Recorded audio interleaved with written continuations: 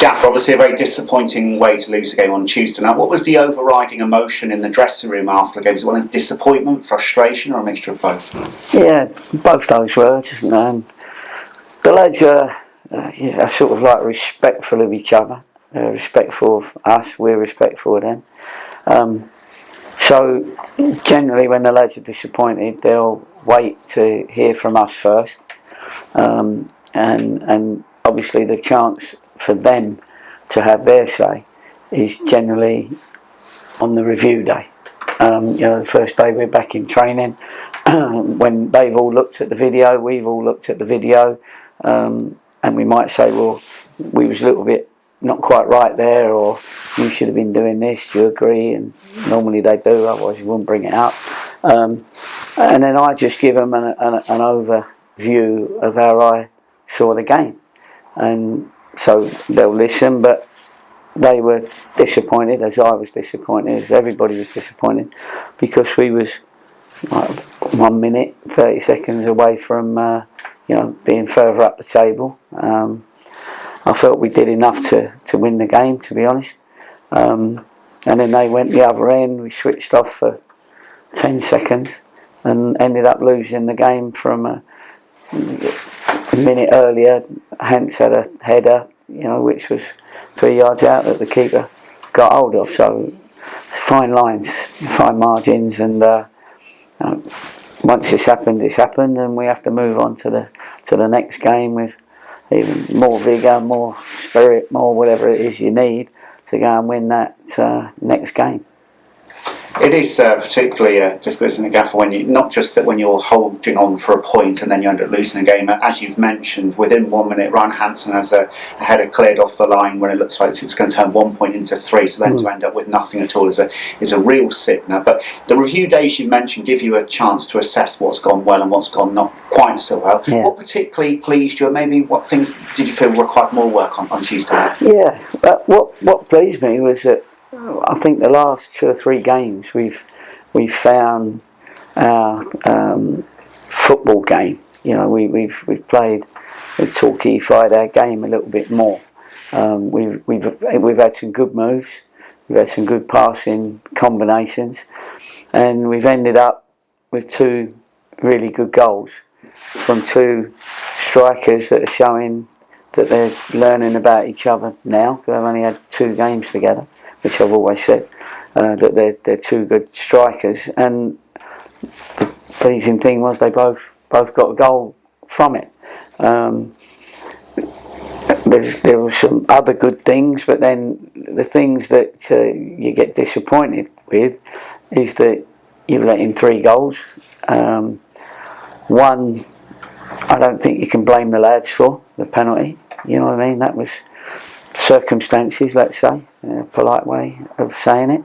3rd goal, disappointed because we looked like we'd switched off just for that moment, and that was important at that time for that last attack to stay switched on and ready, but we wasn't, and it was unlucky in as much as that the ball, I think Mark probably thought that the fella was going to head it. We didn't quite get to the ball came in, and it was all a little bit of a mishmash, not quite in our positions. Anyway, it went straight in, so it was general play. So I was disappointed with that. Some players still haven't reached their best game yet. Some have, and as we go on, more and more are reaching their best game. People are seeing now.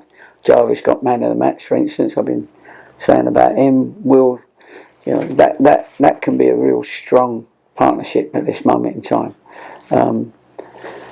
I'd like us to create more chances and stop the opposition creating their own chances, because they're a good team on transition. So if we give the ball away, then they're going to be dangerous, as I said on the day, and they were. They've had a couple of good results this season, and so that game's working well for them. So if we give it away, they look dangerous, and we gave it away. We had a spell in the second half, about 20 minutes, where we couldn't find our own man on the day. They all can, because parts of the game they all did very well. So it's just getting a little bit more consistency in the game.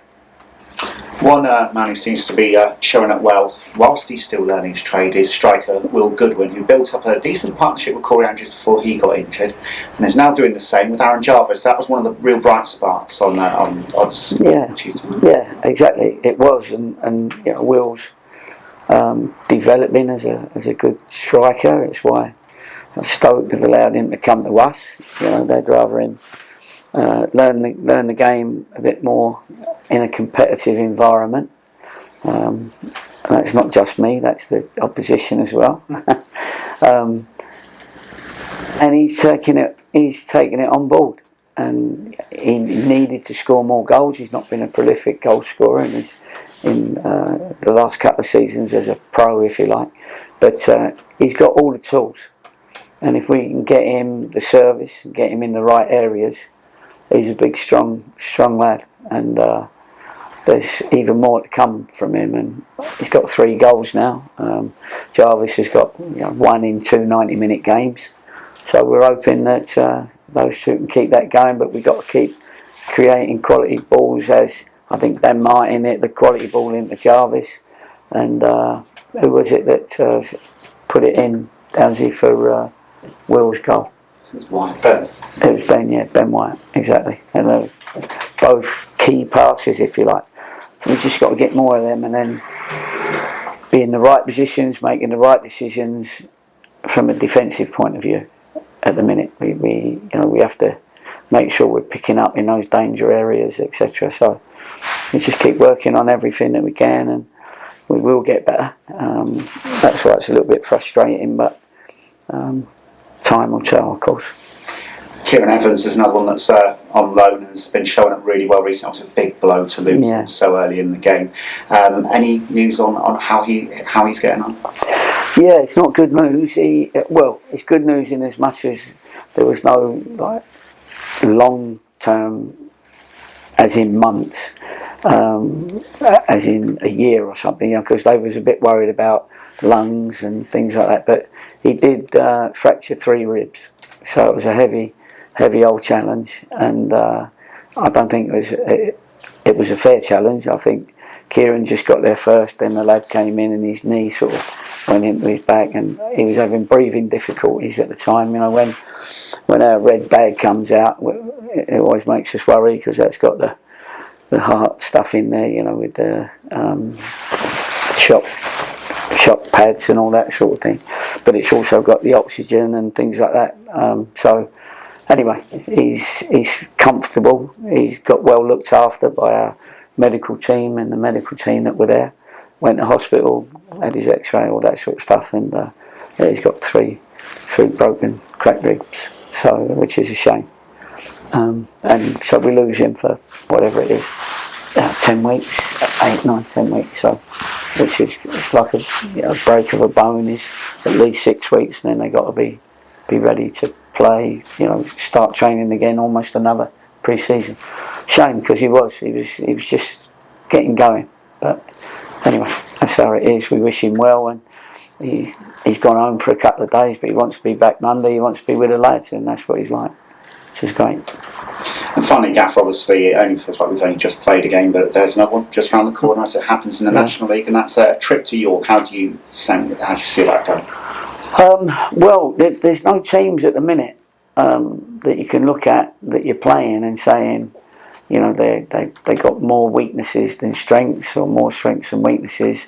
It's on the day. It really is on the day. It's how we play for a start. If we play well, then and play better than them, then you've got every chance of winning the game. So we've got to make sure that we go there and bring out our best game for longer. We know we've got the game in part, but we need to just turn that into wins.